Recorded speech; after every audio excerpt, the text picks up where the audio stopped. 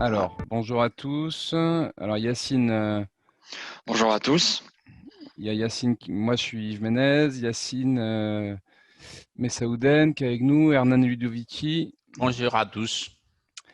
Tu as lancé l'enregistrement, Yacine, moi je vois pas les commandes Oui, non, c'est bon. d'organisateur. Là. Tu me vois les commandes d'organisateur? Ouais, c'est bon. Je vois pas les questions, je vois Les pas les questions, hein, participants. et que moi qui peux les voir, ça. Hmm, ok, mais du coup, Là, c'est euh, bon. ouais. En fait, Yacine, je pourrais pas poser les questions du coup. Non, je me charge de tout. D'accord, ok. Bon, bah donc bonjour à tous. Bienvenue à ce webinaire sur les nouveautés de la version 2021 sur la gamme la gamme structure des logiciels SIP. Donc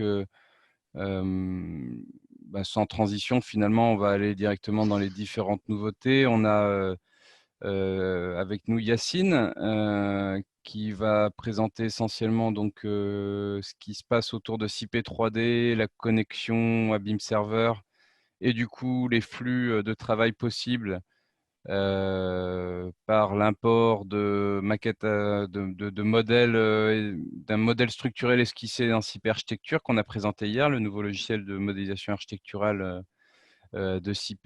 Donc, la fait de se connecter à BIM Server fait qu'on peut hériter de modèles 3D pour les calculs en SIP 3D. Et en plus, derrière, de livrer, toujours via cette connexion, la structure calculée vers le nouveau logiciel Strubim Steel de detailing de construction métallique que tu vas nous présenter légèrement, Yacine, c'est ça? C'est ça. Parce que ensuite, c'est après, c'est à À 14 14 heures. heures, À il y a 14 le heures, il y a webinaire. un webinaire dédié à Strubim Steel. Ok. C'est Et ça. puis Hernan qui nous présentera donc les nouveautés autour de CIPECAD essentiellement. Donc également le sujet de la connexion BIM. Notamment via l'import de poteaux de tout type issus de modèles tiers. Et puis les nouvelles fonctionnalités d'interaction des fondations avec le terrain. C'est ça, Hernan? Tout à fait. Bon, bah écoutez, sans transition, go. On voit ton écran là, Yacine, si tu veux nous Ok, présenter un peu tout ça ça. marche. Du coup, moi, je vais, comme l'a dit Yves, je vais vous présenter trois logiciels, mais on va se baser essentiellement sur Strubim CP3D. Donc, du coup, on va commencer par CP Architecture qui a été présenté hier par Yves. Et ce webinaire est enregistré et sera très prochainement disponible pour que vous puissiez le revoir si vous n'avez pas pu assister hier. Du coup, pour commencer, alors je vais arrêter la vidéo, comme ça va être plus fluide. Donc ici, je me retrouve sur Type Architecture. Je vais initier un nouveau projet que je peux appeler webinaire. Alors, tac. D'aujourd'hui, alors on est quelle date? On est le 26. On peut mettre une description, mais ce ne sera pas nécessaire. Et ici, je vais venir créer un nouveau projet au niveau de la plateforme collaborative BIMserver.center que je peux appeler. Alors, modèle. On peut donner n'importe quelle référence. Le type de projet sera ici un test qui sera non visible et fermé à toute collaboration. Je clique ensuite sur Terminer et j'arrive à l'interface principale du logiciel CIP Architecture. Vous pourrez poser vos questions tout au long de ce webinaire, on tâchera d'y répondre à la fin. Et n'hésitez pas à poser vos questions à tous les conférenciers, comme ça tout le monde pourra les voir. Donc ici, c'est l'interface principale du logiciel, je ne vais pas m'attarder là-dessus. Je vais commencer par créer un rectangle en lui donnant une largeur de 12 mètres par exemple, de 20 mètres plutôt, et une hauteur de 12 mètres que je vais venir insérer ici. Tac. comme ceci. Je vais venir ensuite l'extruder grâce à ce petit bouton extruder que je peux extruder de 12 mètres par exemple. Alors ici, je vais créer un modèle assez banal et ça va être du random. Je vais venir créer un petit décalage ici qui pourra être de 2 mètres que je vais venir extruder également de 2 mètres. Voilà, comme ceci. Je vais venir aussi insérer un petit cercle juste au milieu. Alors, je viens chercher le milieu. Alors, tac, je vais réussir à l'accrocher. Voilà, ici, avec un rayon de 5 mètres par exemple. Que je vais également venir extruder de 12 mètres. Alors, c'est une forme géométrique assez banale, hein, juste pour vous montrer les interactions entre les trois logiciels. J'ai aussi la possibilité de renseigner les matériaux. Par exemple, ici, comme premier matériau, je vais renseigner les surfaces. Alors, tac, les surfaces verticales. Alors, couleur 1 et couleur 2, ça va être la couleur de mes deux faces. Je vais pas m'embêter là-dessus. Je vais choisir la même couleur pour les deux faces. Et je vais créer un nouveau matériau qui va être ici, qui va regrouper les surfaces horizontales. Avec une couleur, on va prendre du vert pour les deux. Alors mes verts là sont pas très égaux, mais c'est pas grave. Ensuite, je vais venir attribuer mes matériaux à mes surfaces verticales. Pour commencer, je vais sélectionner toutes mes faces. Et ensuite, pour les surfaces horizontales, comme il y en a moins, je vais venir les sélectionner tac, comme ceci. Là, je me retrouve avec mes différentes faces. Alors ici, au niveau de SIP Architecture, j'ai fini de modéliser mon petit modèle. Il ne reste plus qu'à exporter ce modèle vers le projet que j'ai créé sur beamserver.center. Alors, je peux lui donner un nom, mettre modèle, alors, tech, SIP architecture, et une description qui ne sera pas nécessaire ici. En acceptant, le logiciel m'informe que l'exportation a été finalisée. Et en suivant ce chemin-là, que m'indique le logiciel, je vais retrouver les fichiers qui ont été créés, car en exportant, le logiciel va créer des fichiers en local sur votre PC. Ici, c'est le nom de mon compte. Ici, je retrouve mon projet avec le modèle architectural, la maquette IFC qui a été exportée, avec ce dossier-là, avec les différents éléments. Et nous aurons besoin de ce petit fichier qui est un plan DWG, un fichier DWG qui se nomme 3D Sketch, que nous allons voir tout de suite. Donc, j'ai fini avec... Du coup, oui. ça c'était, donc c'est Yves.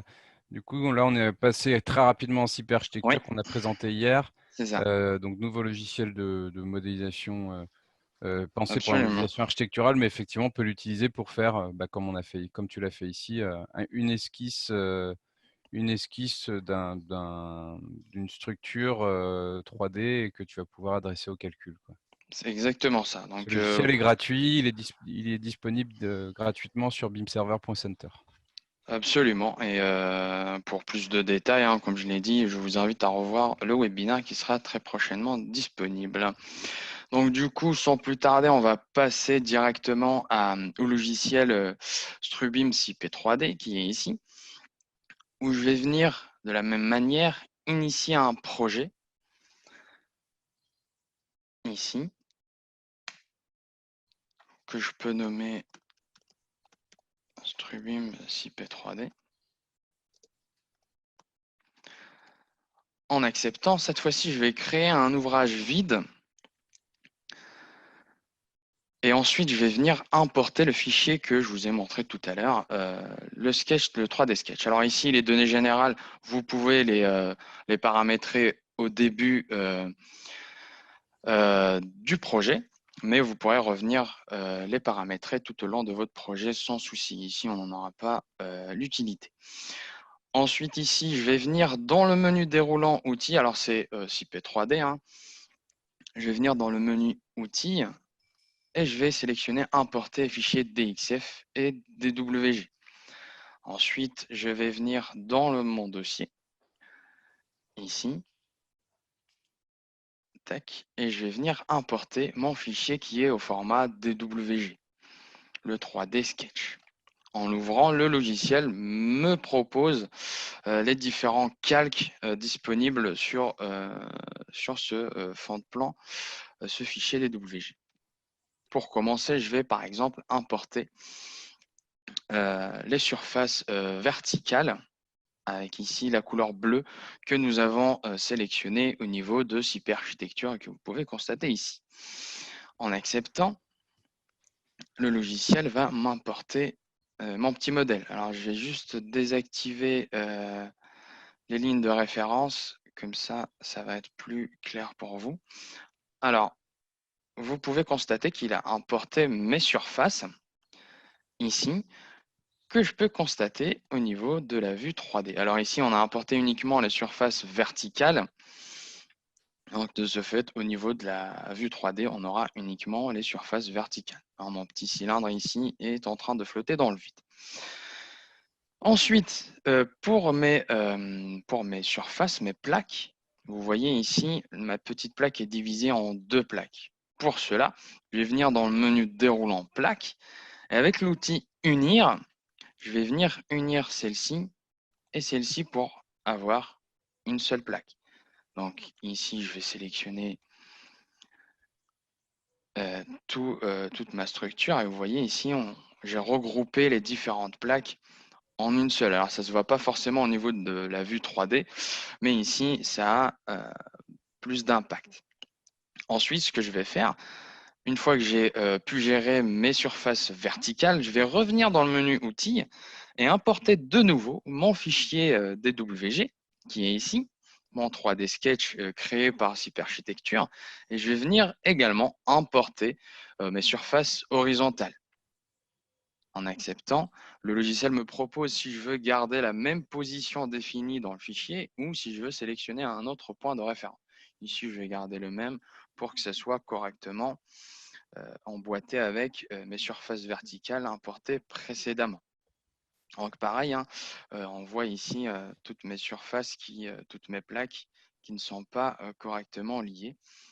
Au niveau de plaques, je vais venir de la même manière avec l'outil unir et je vais sélectionner les plaques que je vais unir. Alors, le logiciel ici va vous informer à chaque fois où la liaison ne peut pas être faite. Mais ici, voilà. Donc on peut sélectionner tout le modèle ou ici, le logiciel m'indique que l'union n'est pas possible. Vous voyez, donc on va s'arrêter là. Tac.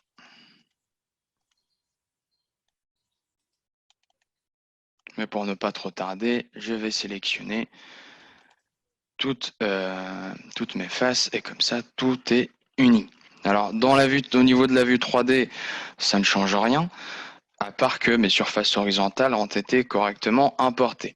Ici, à ce stade de mon projet, j'ai la possibilité d'introduire des charges, etc., et de lancer un calcul. Comme ce n'est pas le but de ce webinaire, il ne sera pas nécessaire de lancer le calcul.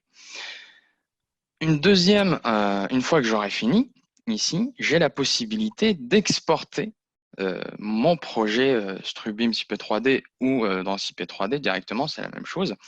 En venant ici, alors, tac, alors il y a cette fenêtre-là qui est apparue, voilà. Au niveau de l'onglet bimserver.center, je vais venir lier mon projet à celui créé au niveau de CP Architecture. Ici, je vais venir sélectionner un projet, comme c'est un projet que j'ai déjà créé, je vais regrouper les IFC des 3 logiciels qu'on a cités. Ici, tac, et je vais venir le lier, comme ceci. Là, il me propose si je veux importer le modèle CIP architecture que j'ai exporté tout à l'heure, mais ce ne sera pas nécessaire. En acceptant, j'aurai la possibilité, en retournant au niveau de l'onglet bimserver.center, d'exporter mon modèle. En cliquant sur exporter, là, je vais le renommer, on va dire CIP3D. En acceptant, le logiciel m'informe, alors souci de connexion, m'informe que mon projet a été correctement exporté au niveau de mon projet. Si je viens au niveau de mon compte bimserver.center, alors les 3 logiciels, comme l'a dit mon collègue Yves, sont disponibles au niveau de bimserver.center et qui sont téléchargeables directement au niveau du store. Si je viens au niveau de mes projets, je vais retrouver le projet que j'ai créé.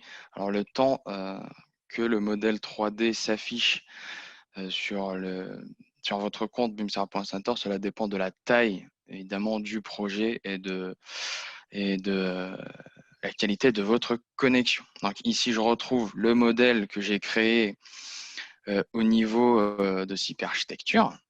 Tac.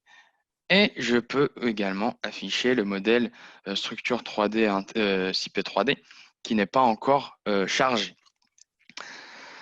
Je vais venir créer un nouveau projet pour montrer un autre type d'import. Donc ici, j'ai importé mes plaques. Je vais créer un nouveau projet que je peux nommer CIP3D 2 par exemple. En acceptant, je vais également créer un ouvrage vide de la même manière. Les données générales, vous pourrez les gérer tout au long de votre projet. Et je vais revenir au niveau de l'import du fichier DXF-DWG qui est ici, mais cette fois-ci, je vais venir importer ce calque-là et qui va m'importer uniquement les barres. Alors, je vais juste désactiver les références. Tac. Cette fois-ci, je n'ai pas de plaque, mais j'ai uniquement des barres que vous pouvez constater ici. Alors, j'ai mes barres comme ceci. Donc ici, au niveau de ma structure, je peux venir décrire par exemple mes barres. Je peux dire que toute ma structure est en IPE 80 où on peut sélectionner le type de matériau qu'on souhaite, que ce soit de l'acier, du bois, de l'aluminium, du béton, etc. avec la sélection de profilés. On peut les décrire, on peut les charger, on peut gérer les liaisons de mes nœuds. Par exemple, tac, comme ceci, je peux dire qu'ils sont encastrés, tac, comme ceci. Et à ce niveau-là également, je vais venir, donc là, je peux charger mes barres et finaliser le projet au niveau de Strubeam CP3D et lancer le calcul.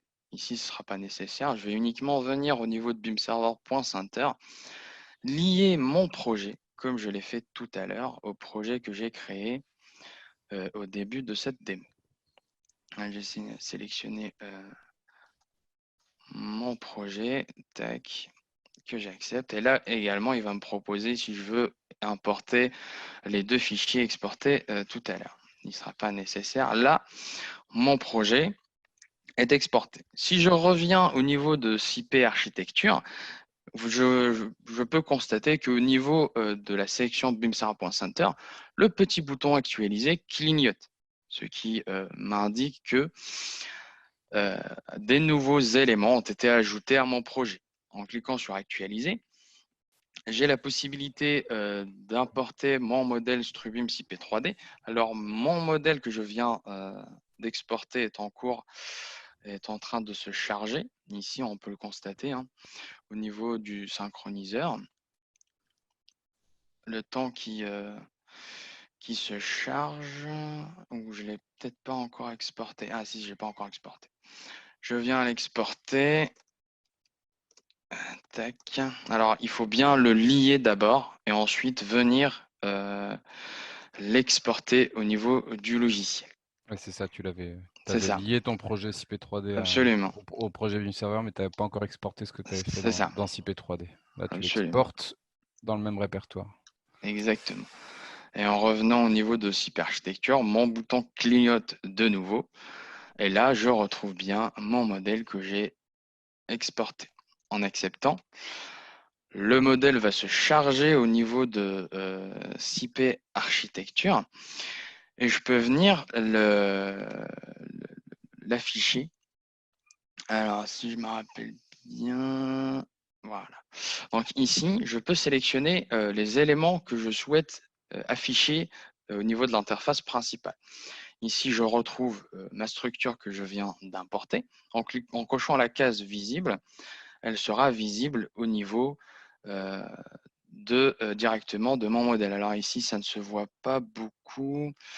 Tac, je vais mettre ça en transparent. Voilà. Si j'enlève les esquisses que j'ai créées au niveau de SIP architecture, je retrouve bien la structure CP3D que j'ai créée avec les barres IPE 80 que j'ai édité. Donc là, vous voyez l'interaction entre les deux. Donc comme je peux exporter depuis SIP architecture mon esquisse pour la travailler au niveau de Strubeam CP3D, je peux faire le chemin inverse pour pouvoir justement afficher ici mon modèle. Ensuite, le troisième logiciel, ça va être du coup le Strubeam Style que nous allons voir cet après-midi à 14 h. Un webinaire est prévu où nous allons pouvoir le voir plus en détail. Donc ici, je vais venir créer un projet que je peux appeler Strubeam Style. Voilà, tac, en acceptant, je vais venir sélectionner le projet que je souhaite importer au niveau du logiciel. Je vais sélectionner le même projet et ainsi j'aurai la possibilité d'importer le modèle CP3D avec les différentes barres qui est en train de s'importer ici. Alors, la fenêtre importation m'indique le type de profilé, le type de série qui sont disponibles au niveau de mon projet. Et ici, ça m'indique qu'il existe dans la bibliothèque et que je souhaite l'importer, qu'il sera importé. En acceptant, je me retrouve ici au niveau de Strubeam Style. Donc, je vais pas vous détailler le logiciel, on le verra à 14 h. Mais ici, j'ai la possibilité de créer de nouvelles barres, de gérer également les assemblages. Par exemple, ici, je peux prendre tac, ces deux barres-là. Le logiciel m'ouvre une nouvelle fenêtre avec cette liaison-là et je peux gérer mon assemblage comme bon me semble. Alors, il faut bien savoir aussi que Strubeam Style est un logiciel de dessin, donc il n'y aura pas de calcul ici. C'est uniquement pour gérer les assemblages quand bon vous semble. Par exemple, il est aussi possible d'agir sur la structure elle-même. Donc, si je veux, je peux supprimer cette barre-là aussi. Donc, j'ai la liberté de faire ce que je veux. Et je peux venir insérer un assemblage ici. Alors ici, le logiciel me propose deux types d'assemblage qui sont admis par cette liaison-là. Donc, si je sélectionne cette articulation avec broche, en acceptant, le logiciel me donne la possibilité de modifier et d'éditer mon assemblage comme je le souhaite. Je peux sélectionner le type et ça se modifie directement au niveau de la vue 3D. J'ai également la possibilité d'agir sur les jarrets, de modifier l'angle, d'ajouter un ancrage, des vis, etc., de la soudure, etc. En acceptant, on le voit ici, qui s'affiche directement. Donc, je ne vais pas m'étaler plus que ça. On verra ce logiciel-là à 14 h pour le webinaire suivant. Ouais, je vais mettre en commentaire ici, je vais vous mettre le lien pour le lien direct d'ailleurs au webinaire numéro 4, celui qui a lieu à 14 h, où Yacine nous présentera donc cet après-midi à 14 h, plus en détail Strubeam Style. Moi, je comprends que la forme, ce que tu as fait là, tu as fait un projet avec une forme un peu quelconque C'est dans ça. l'architecture. Ce qu'on a pu voir, c'est effectivement C'est l'établissement l'interaction entre les trois flux logiciels. C'est ça. entre les trois outils, quoi. Très bien. C'est exactement ça. Si tu as d'autres choses à dire sur là-dessus?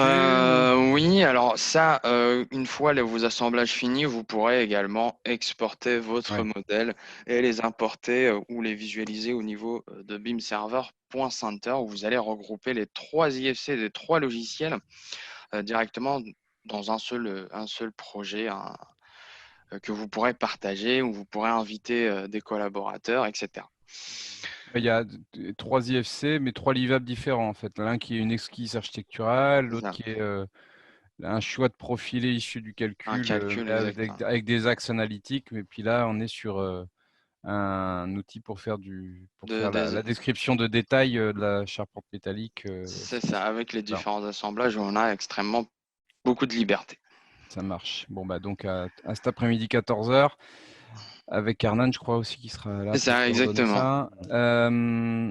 Donc je vais, avant de passer la main à Hernan, si Hernan est prêt, on va répondre tout de suite à la question de Oui, Djilali concernant ces nouveaux logiciels, SIP Architecture, Strubim CP 3D, Strubim Style. Nous pouvons donc les télécharger à partir du store puis les installer.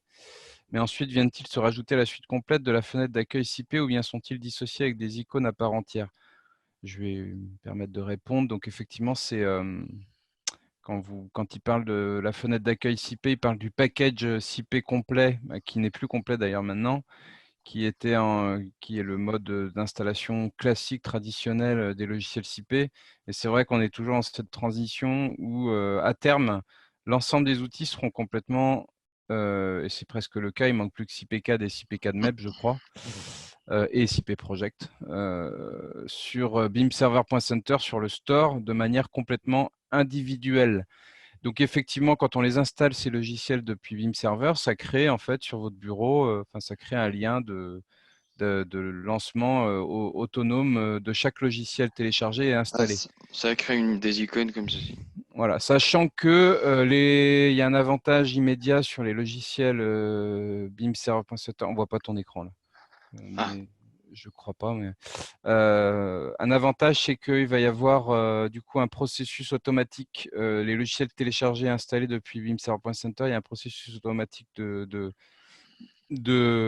pour vous proposer d'installer des mises à jour. Et il y a un projet en cours pour justement fédérer différents logiciels de BIMServer. Mais encore, pour l'instant, ça fait effectivement un logiciel, plein de logiciels autonomes qu'on télécharge et qu'on installe et que ça vous fait des raccourcis sur le bureau. Voilà. Et qui sont disponibles au niveau du store directement. Ouais.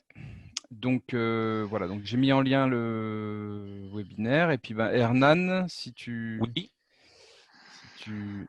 es toujours parmi nous. oui, complètement. Donc, j'ai pu commencer déjà à... Tac. oui, et maintenant, je vais commencer à partager mon écran. Je D'accord. voudrais confirmation si vous voyez mon écran et si vous Ouais, m'écoutez bien. ouais, on voit bien ton C'est écran. bon. Oui, C'est bon. parfait. Donc, À toi. merci beaucoup. Et bon, on va commencer. Pour objectif vous montrer les nouveautés surtout qu'on aura sur CP4 pour cette version 2021A. Donc, je vais faire un petit parcours sur notre page web pour montrer la liste des différentes nouveautés et après, je vais vous montrer ces nouveautés sur les logiciels. Donc, on a, je pense, les deux principaux nouveautés sur CP4 sont tout d'abord les nouveaux modules d'interaction terrain et structure qui on peut appliquer sur les différents semelles superficielles et sur PU et bien sûr sur les semelles du mur. Donc, dans ce module, ce qu'il va nous permettre, c'est de prendre en compte les tassements produits dans les fondations et l'interaction avec le reste de la structure. Comme vous savez, on avait déjà cette possibilité avec la définition des radiers. Aujourd'hui, cette fonctionnalité est appliquée aussi pour les autres éléments des fondations. Donc, je vais remarquer tout ça sur l'application CP4. Et bon, ici, on voit une nouveauté qui sera sûrement disponible dans la prochaine mise à jour pour nos utilisateurs francophones. Aujourd'hui, les StuBeam Design Couple Beams, c'est un logiciel qui est disponible en anglais et en espagnol. Aujourd'hui, ils sont disponibles seulement les normes américaines et la norme mexicaine. Éléments qui sont surtout utilisés pour des projets où il y a une force sismique important ou même voire même très important. Et toutes les vérifications sur ce type d'éléments qui font les normes ou qui demandent les normes sont vraiment normes avancées sur la partie sismique. Les Eurocodes ont cette fonctionnalité et sûrement nous travaillons aujourd'hui pour implémenter tout ça. Sûrement sur la prochaine mise à jour, on l'aura disponible. On aura disponible aussi les logiciels en français. Donc, je vous demande patience pour pouvoir voir ces nouveautés sur les prochaines mises à jour sur lesquelles nous serons nouveautés sûrement sur les prochains mois.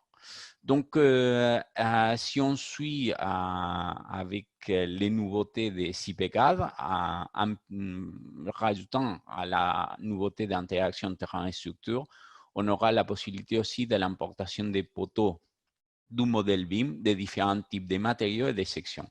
Jusqu'au moment, au moment de faire une importation BIM dans CP4, on pouvait lire depuis les modèles, soit IFC ou sur des autres applications, les sections rectangulaires ou carrées en béton armé. Aujourd'hui, le logiciel a la possibilité de lire différents types d'éléments définis dans les modèles et on les verra plus en détail sur le logiciel. Après, des petites nouveautés qui sont intéressantes, en plus, ils sont toujours en plus.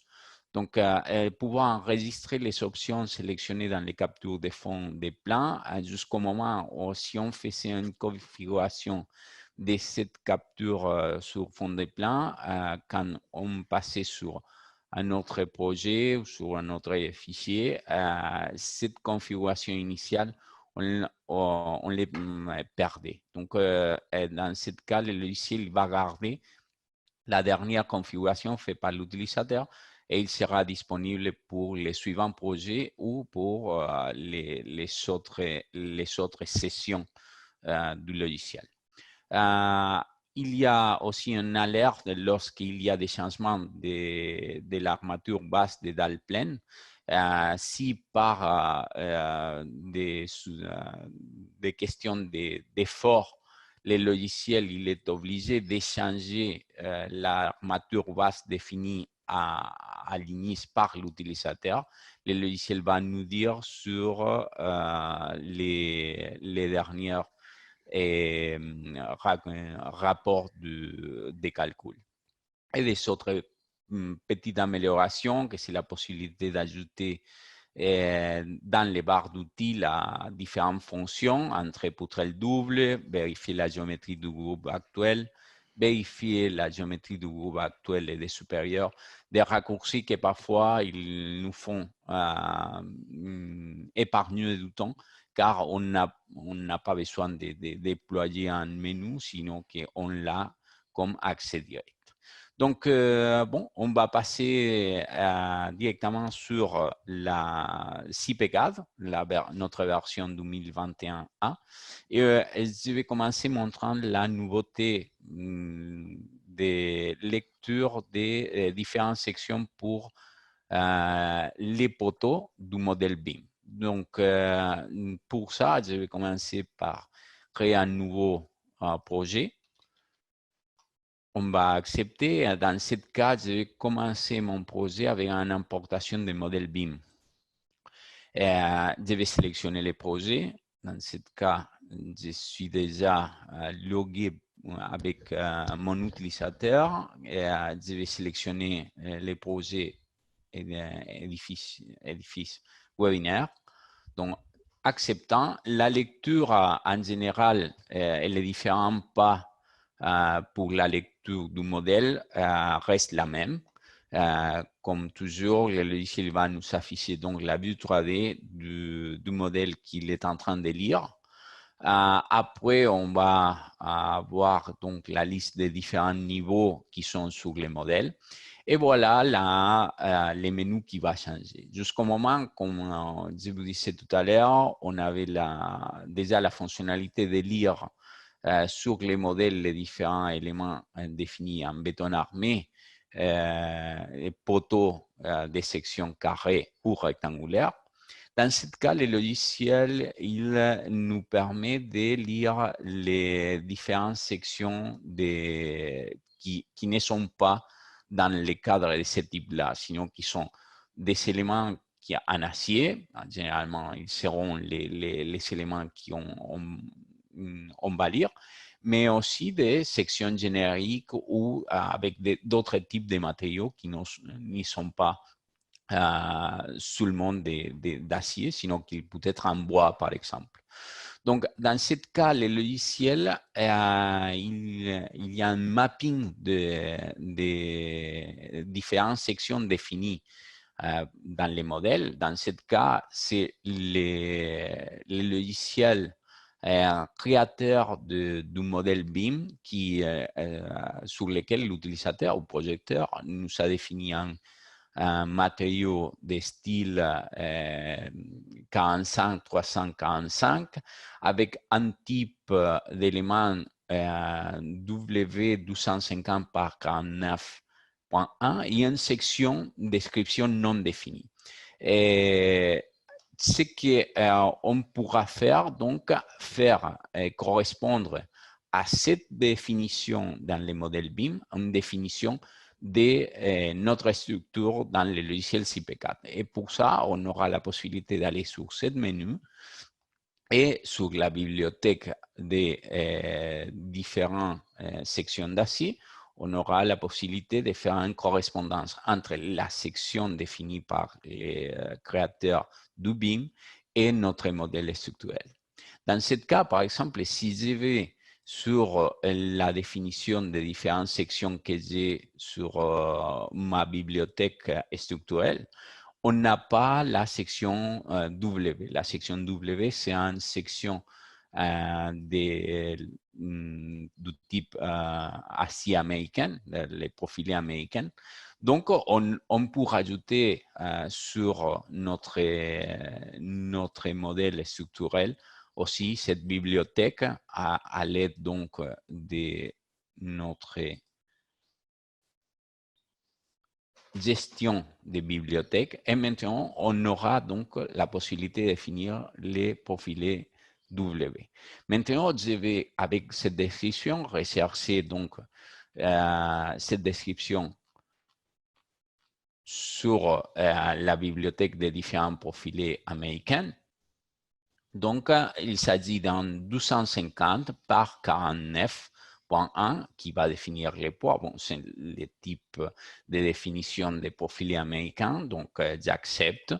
Et je peux aller sur les suivants. Comme vous voyez, on a déjà la possibilité d'importer ce type d'éléments sur notre projet. Je vais aller sur un autre. Par exemple, dans ce cas, il s'agit d'un profilé européen. Donc, j'ai sur une HEB, description suffisante pour moi avec la description que le logiciel initial du projet m'a fait. Donc, j'accepte et j'ai déjà une correspondance aussi. Comme vous voyez ici, il y a certains éléments qui ont en description paramétrique. Peut-être il s'agit d'une description soit d'un projet, d'un profil simple, ou il peut être une description qui correspond, par exemple, à un type de section composée, c'est-à-dire deux profilés ou plus éléments qui correspondent à la union de ces deux éléments. Donc, toute cette correspondance que je ferai une seule fois maintenant et avec laquelle j'ai pu déjà définir les projets. Bon, je ne vais pas passer pour faire la correspondance sur tous les éléments pour ne pas attarder beaucoup. Mais cette correspondance que j'ai fait une fois, le logiciel va les garder et à la prochaine fois, on n'aura pas besoin de les faire une nouvelle fois. C'est-à-dire, cette mapping qui on définira une fois, après est gardée et nous fera beaucoup plus facile le travail après. Donc, dans ce cas, si je vois sur la définition du modèle et aussi sur les sections, je vois que le modèle BIM est tourné 90 degrés en rapport la section définie par les fonds de plan, les fonds d'écran. Donc, dans ce cas, il s'agit peut-être d'une question de la définition des axes dans le logiciel qui a créé le modèle BIM. Et bien sûr, j'ai pu modifier cette description des axes avec cette option que le logiciel va me donner ici. On va changer d'axe. Donc, je peux adapter mon modèle et mes axes au modèle créé par le logiciel d'initialisation BIM. Donc, voilà donc la nouveauté. Je peux passer déjà à la nouveauté d'interaction terrain et structure, que c'est un module qui va se rajouter à différents modules qu'on a sur CPCAD. C'est le module ITE. Et dans ce cas, comme je vous disais tout à l'heure, c'est l'interaction terrain et structure qu'on peut appliquer sur des semelles superficielles, sur pieux et aussi sur des semelles des murs. Et dans ce cas, le logiciel va me permettre, comme utilisateur, avoir comme les tassements produits sur les fondations et son interaction avec le reste de la structure, ce qui fera vraiment des changements et une approximation plus réelle des résultats. Donc, ici, on va, pour vous montrer les nouveautés, on va aller sur un fichier qui est déjà créé. Je vais aller sur gestion fichier, un projet qui est créé à propos de cette nouveauté. Et cette fois-ci, le logiciel, ce qu'il va nous présenter, c'est un calcul, la possibilité de calculer comme tout à l'heure, comme toujours, c'est-à-dire dans ce cas, au moment initial, je vais définir mon projet comme toujours. La définition initiale du projet et avec un appui parfait, c'est-à-dire sans interaction terrain et structure, de manière que pour ce modèle, le logiciel comprend qu'il y a un appui parfait à la base de tous les poteaux et murs. Et après, il obtient une réaction qui passe sur les semelles et qui après sont utilisées pour les calculs et dimensionnement de ces éléments, des semelles, semelles sur pieux et aussi pour les semelles des murs. Donc, de cette manière, je vais calculer et je vais calculer avec fondation. Donc, comme je dis, c'est vraiment les processus naturels qu'on utilisait jusqu'au moment. Là, Donc, là, t'es dans, là, oui, t'es en mode classique, là, hein. C'est tout à fait. Tout ce à qui fait, s'appelait, ce qui s'appelle toujours, en tout cas pour les pieds de poteau, avec liaison extérieure. C'est-à-dire qu'il n'y a pas de et la semelle classique de 6 P4 donc l'appui qui ne se déforme pas en Z, quoi. tout à fait.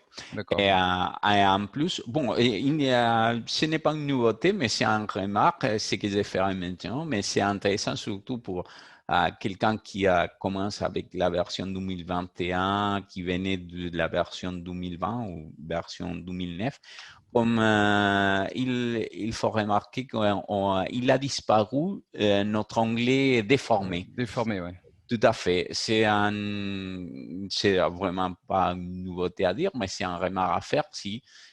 S'il y a quelqu'un qui essaie de la trouver, on aura Dans cet résultat, onglet dans enveloppe, les courbes ouais. enveloppe et on aura la déformée. Mm. Sur la version 2020, on avait déjà dit ça, mais cette fois, Ouais, il y avait un message d'avertissement quand on allait dans tout à fait. déformé, quoi. Mm. Voilà, voilà. Mais maintenant, il n'y a pas déjà les messages et la fonction, on a pensé il est passé du temps déjà pour pouvoir passer déjà à la disparition de de cet onglet et bien sûr passer déjà à la fonctionnalité qui nous permet de faire pas mal de choses.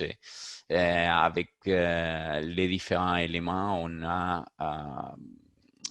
amélioré vraiment la possibilité d'étudier la déformée avec la possibilité aussi de changer d'échelle, valeur minimale dans la déformée, pouvoir consulter aussi sur l'écran, c'est-à-dire des choses intéressantes au moment d'évaluer la déformée d'un projet. Bon, c'était seulement une remarque.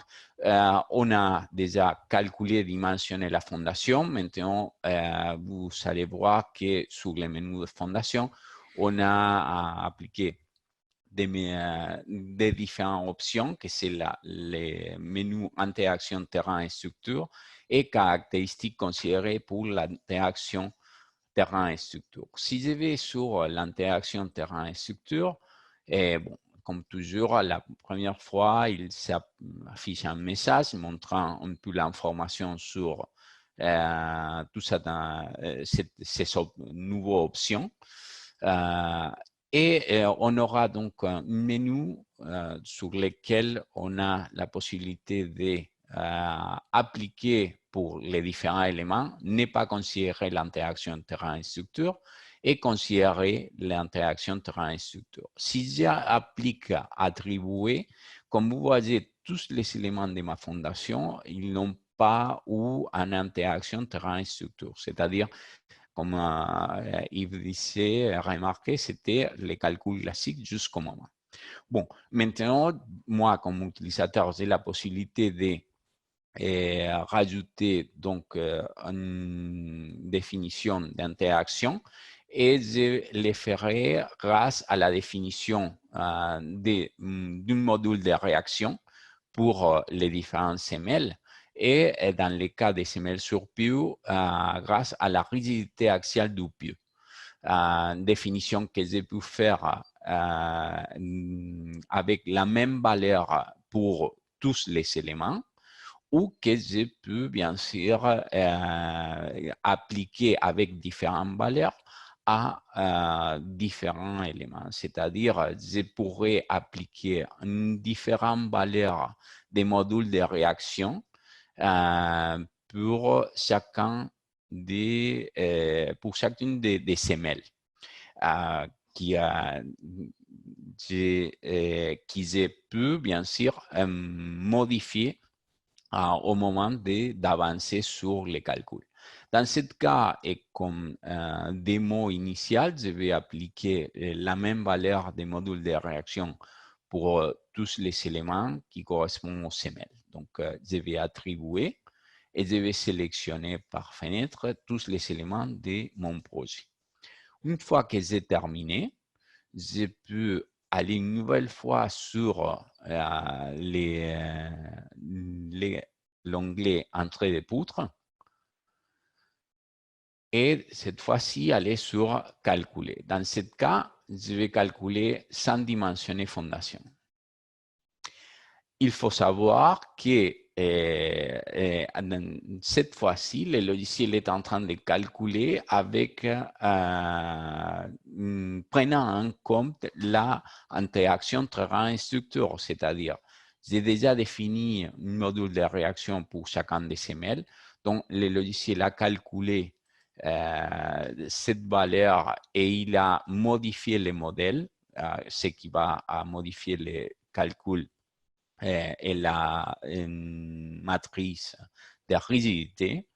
Et après, il fera, donc, il y aura des modifications sur la réaction parce qu'il y a donc une redistribution des efforts pour les structures. Donc, il va changer, bien sûr, les réactions. Il va changer aussi les différents tassements pour les éléments.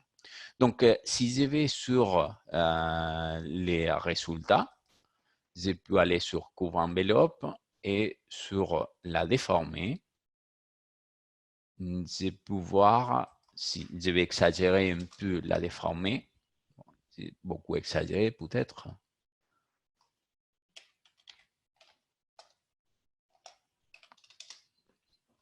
Et si je fais une animation, vous pouvez observer qu'il y a une déformation de la base du poteau, c'est-à-dire il y a vraiment un tassement qui est pris en compte par le logiciel pour les calculs donc, des différents efforts. Donc, après, une fois que j'ai calculé donc, la structure, la superstructure, j'ai pu aller sur fondation pour faire les dimensionnements. Donc, dans ce cas, je vais dimensionner, je vais faire un dimensionnement rapide et complet. Et le logiciel va me faire va afficher un avis qui me dit qu'il convient de recalculer l'ouvrage puisque l'interaction terrain-structure est considérée et que des changements se sont produits dans les dimensions des éléments de fondation. Bon, je vais accepter, c'est seulement un avertissement. Donc, après, je peux aller évaluer donc, les différents changements qui se sont produits sur la fondation à l'aide de ce menu qui me dit caractéristiques considérées pour l'interaction terrain et structure. Donc, le logiciel va me donner donc, un récapitulatif sur lesquels j'ai pu, pardon, je reviens sur OK, donc sur cette récapitulatif, je peux évaluer les valeurs correspondant au dernier calcul qui me donné des semelles. Vous voyez qu'il y a des semelles qui sont remarquées, il y a des autres qui ne sont pas remarquées. Dans ce cas, c'est quoi qui va remarquer le logiciel? Le logiciel va remarquer les semelles qui ont changé. C'est-à-dire à partir de la définition de l'interaction terrain-structure, module de réaction, pour les différents appuis, il y a eu une redistribution des efforts. Donc, pourtant, les réactions des potons ont changé et à la fin, il y a eu un changement dans le dimensionnement des semelles. Donc, la semelle avant avait des dimensions de 130 par 260 et avec les suivants calculs, il a changé à dimension de 100 par 200. Il y a eu un changement important. La définition que j'ai faite pour les modules de réaction, c'était pour après calculer par surface la semelle, c'est-à-dire que si j'ai fait un suivant, une nouvelle fois un calcul, même sans changer les modules de réaction, les valeurs vont changer une nouvelle fois. C'est-à-dire, là, c'est notre besoin de précision. Ils vont nous dire combien de fois j'ai vu, en tout cas, refaire ce processus de redimensionnement.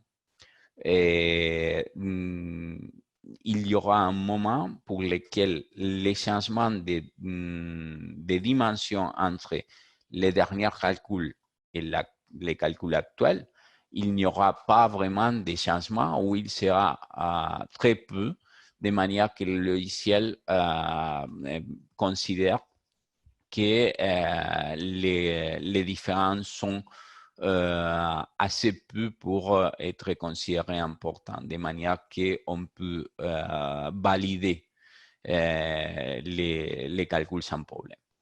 C'est vraiment un avancement intéressant surtout pour des cas complexes de structure et qui nous permet de faire un calcul plus avancé de ce qu'on avait avant.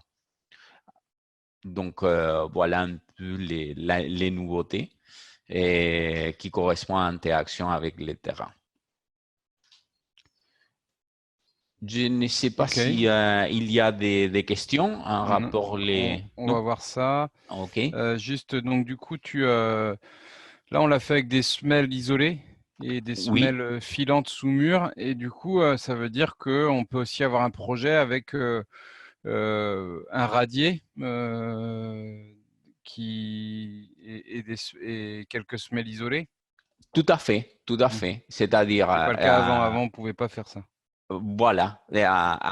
Avant, ce qu'on devait faire, c'est remplacer les petites les semelles par des petites radis et recalculer avec les caractéristiques, etc. Maintenant, on peut utiliser une semelle pour le faire. Voilà, tout à fait.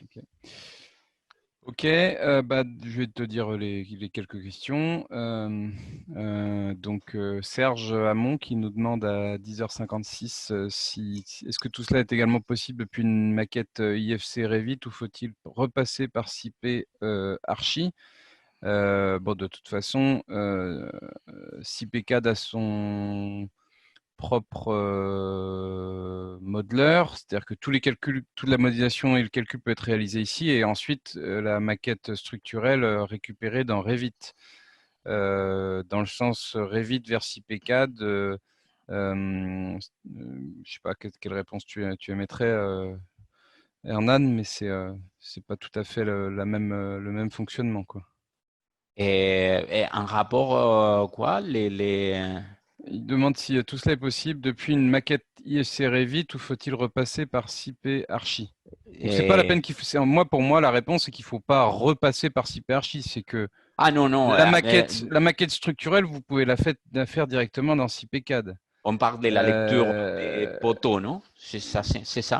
Ah, peut-être que c'était pour la lecture des poteaux. Ouais, il faudrait que Serge Hamon précise un peu la question. D'accord. De toute façon, c'est toute lecture des modèles BIM qui vient du Revit ou d'autres projecteurs, Archicad, Allplan, etc. Oui, il précise pour poteaux et poutres. Donc effectivement, c'est ça. Oui. Ouais, donc c'est possible depuis un IFC Revit en import, quoi. Tout à fait. Gilali Zerouki qui nous demande TB, enfin l'illustration et tassement par la fonction animation pour une meilleure visibilité, on peut changer les couleurs, je suppose. Oui, alors c'est ce que j'allais te suggérer, Hanan, déjà. Peut-être si tu te mets en fond blanc et après tu nous remontes la déformée. Alors, couleur de fond. Couleur de fond. Et voilà. Et voilà, donc tu as accès aux isovaleurs. Et effectivement, tu avais aussi si tu reviens, tu avais la personnalisation des couleurs des isovaleurs, je crois. Oui. Donc, dans non, tu fasses retour arrière. Il faut que tu reviennes dans l'interface principale. Dans le menu de configuration, il y a effectivement... Oui, mais ça c'est pour les couleurs de représentation d'isovaleur, mais qui sont un type de l'onglet isovaleur. L'onglet isovaleur, oui. Ouais. Donc, ouais, donc Djilali, c'est pas qu'on peut changer finalement. Donc, retourne en déformé. Dans une déformée, ça, on va pas changer. Non, mais les couleurs des fonds, oui. Ouais, mais va retourne dans la déformée. OK.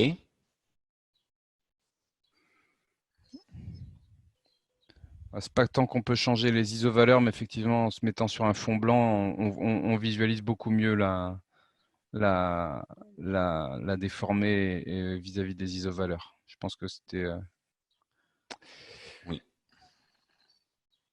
Et effectivement, on peut superposer la structure sur le modèle analytique résolu. Est-ce qu'il y a d'autres questions ?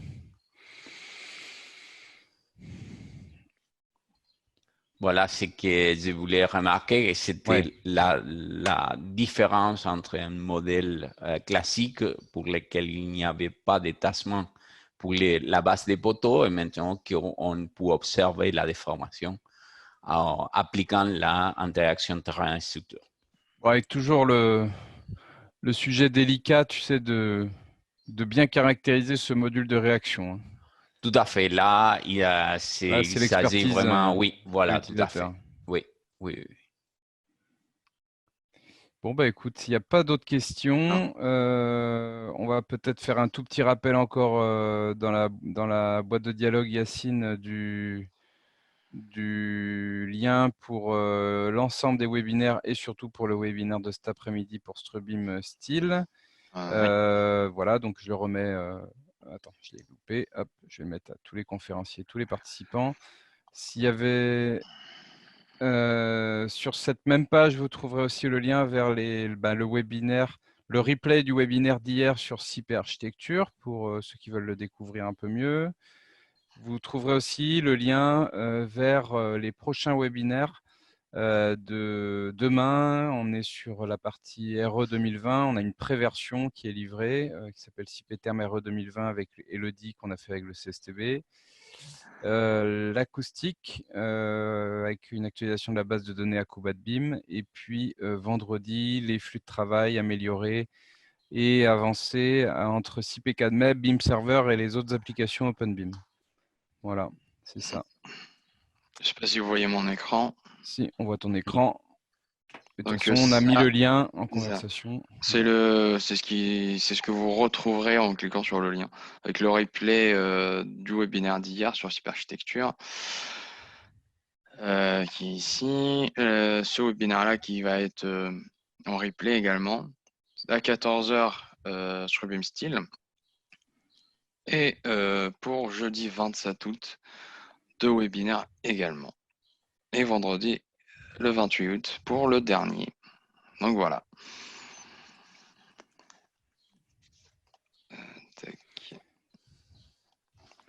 Il n'y a pas d'autres questions. On peut arrêter ici. Ouais, ok. Écoutez, merci. Merci à tous. Merci Yacine. Merci Arnan. Merci à tous. Bonne journée. À cet après-midi peut-être. Jusqu'à 14h. Merci beaucoup. Au revoir.